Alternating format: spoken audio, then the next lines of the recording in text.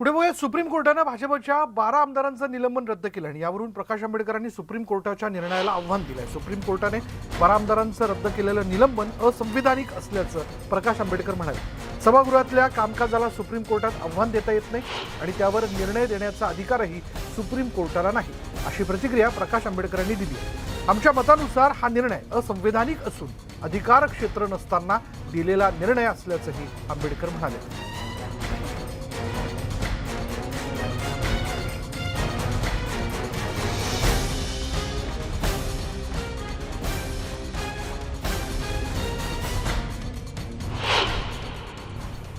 12 आमदारांचं निलंबन सुप्रीम कोर्टाने रद्द केला, परंतु हा निर्णय असंविधानिक आहे आणि त्याच्याचबरोबर सुप्रीम कोर्टाला अधिकार नाही असा निर्णय देण्याचा.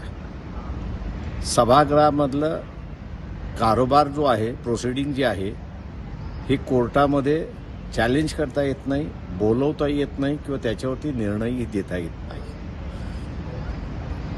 सभागृह मग ते पार्लमेंटचं असेल किंवा राज्य असेंब्लीचं असेल, हे नेशन विद इन नेशन या थिअरीमध्ये बसतं.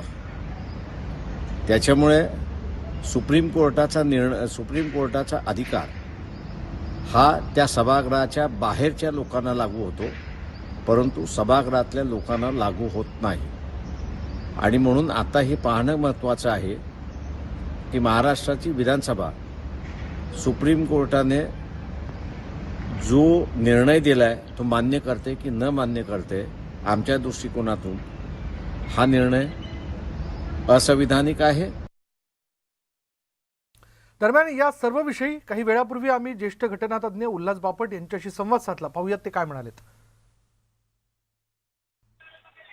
काय प्रत्येक खेपेला सुप्रीम कोर्टाकडे जावं लागतं, हा राजकीय पक्षांमधल्या परिपक्वतेचा अभाव आहे, हे माझी पहिली नोंद आहे. 75 वर्ष झाली स्वातंत्र्याला, तरी अजून किती दिवस निलंबित करता येतं हे आपल्याला माहित नाही. एक गोष्ट लक्षात घ्या की डिस्क्वालिफिकेशन आणि सस्पेन्शन याच्यामध्ये फार मोठा फरक आहे. डिस्क्वालिफिकेशन हे तुमची नागरिकत्व गेलं किंवा मनावर काही परिणाम झाला असेल वगैरे वगैरे, आणि तो निर्णय राज्यपाल घेतात इलेक्शन कमिशनला विचारून त्यांच्या मताप्रमाणे. फक्त अँटी डिफेक्शन लॉ खाली डिस्क्वालिफिकेशन असेल तर स्पीकर निर्णय घेतात.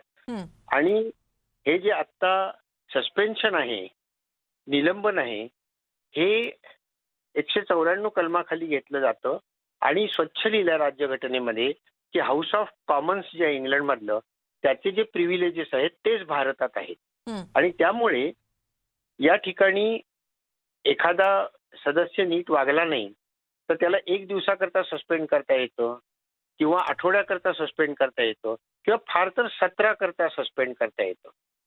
आता एक आणखी गोष्ट लक्षात घ्या की राज्यघटना जो आहे त्याचा मूलभूत गाभा जो आहे त्याला कोणीही हात लावू शकत नाही, हे केशवानंद भारती खटल्यातला निकाल आहे. आणि त्यामुळे या बेसिक स्ट्रक्चरच्या भागमध्ये रिझनेबलनेस हा भाग धरलेला आहे. त्यामुळे सस्पेन्शन हे सुद्धा रिझनेबल असायला पाहिजे. आणि या बाबतीत काय झालंय की हे सस्पेन्शन अनरिझनेबल आणि आर्बिट्ररी आहे आणि म्हणून सुप्रीम कोर्टाने ते घटनाबाह्य ठरवलेलं आहे. म्हणजे पुन्हा क्लिअर करतो की विधानसभा आणि सभापती यांना सस्पेंड करण्याचा अधिकार आहे, परंतु अनरिझनेबल सस्पेन्शन असेल तर ते राज्यघटनेखाली चालणार नाही, ही आत्ता घटनेची तरतूद आहे. बरं, मग आता जे प्रकाश आंबेडकर म्हणतायत की सभागृहातल्या कामकाजाला सुप्रीम कोर्टामध्ये आव्हान देता येत नाही, तर हे इथे बसतंय का? नाही बसत. काय असतं, हे अगदी बरोबर आहे आंबेडकर म्हणतात ते की जे सभेमध्ये जे कामकाज चालतं त्याच्यामध्ये न्यायालयाला हस्तक्षेप करता येत नाही, ते अगदी बरोबर आहे. परंतु त्यांनी असं काही केलं की जे घटनेच्या विरुद्ध आहे, तर घटनाबाह्य ठरवण्याचा अधिकार निश्चित सुप्रीम कोर्टाला आहे. आता यांनी 1 वर्ष केलं, याच्याऐवजी समजा 3 वर्ष केलं असतं तर ते सस्पेन्शन नाही, मग ते डिस्क्वालिफिकेशन झालं. हा मिसयूज आहे पॉवरचा, त्यामुळे तसं करता येत नाही. बरं, मग विधानसभा अध्यक्षांकडून किंवा महाराष्ट्राच्या विधिमंडळाकडून ठोस असं कारण त्यामागे देता आले नाही म्हणून हा निर्णय रद्द केला का सुप्रीम कोर्टानं? नाही नाही नाही, तसा नाही केलं. त्याची लेंथ जी आहे 1 वर्ष जी आहे ती चुकीची म्हणून केलं. आता आता कुठली वागणूक योग्य आहे कुठली अयोग्य आहे हे ठरवण्याचा अधिकार अर्थात सभापतींचा आणि सभागृहाचा आहे. त्यात सुप्रीम कोर्ट पडणार नाही. आणि आतापर्यंत पार्लमेंटपासून ते विधिमंडळांपर्यंत सगळीकडे अत्यंत चुकीची वागणूक ही मेंबर्सनी केलेली आहे. म्हणजे ज्याला पार्लमेंटरी एटिकेट म्हणतात ते सोडून लोक वागलेले आहेत आणि असंख्य वेळा सस्पेन्शन झालेलं आहे. इथे पहिली वेळ नाहीये. फक्त माझ्या ज्ञानाप्रमाणे म्हणजे मला करेक्ट करू शकेल कोणी 1 वर्षाकरता सस्पेन्शन मी तरी कधी कुठे ऐकलं नाहीये.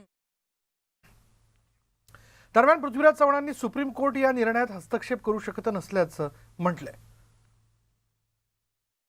संसदीय परंपरा है जिसमें कोई कोर्ट हस्तक्षेप नहीं कर सकता कि अगर कोई सांसद हो या कोई विधायक हो वो विधानसभा के या संसद के नियमों को तोड़ मरोड़ कर अगर कुछ ऐसी व्यवधान पैदा करता है कि जिससे कामकाज ना हो तो एक व्यवस्था होती है कि पूरा सदन उस अपने साथी को जो विधायक है उसे कुछ समय के लिए निलंबित कर सकती है, सदन की कार्रवाई से दूर रख सकती है.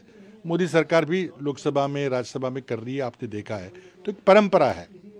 अब सवाल सुप्रीम कोर्ट का ये कि क्या 1 साल से की जो सज़ा है वो पर्याप्त है या उससे कम होना चाहिए, उसके बारे में सुप्रीम कोर्ट ने कुछ कहा है.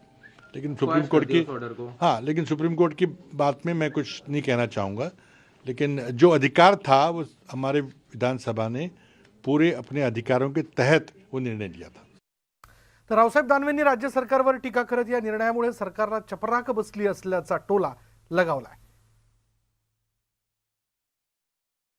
सुप्रीम कोर्टाने जो निर्णय दिला तो या राज्य सरकारला एक चपराक आहे की अशा मनमानी पद्धतीनं घटनाबाह्य निर्णय घेण्याचे अधिकार या राज्य सरकारला नाही आहे.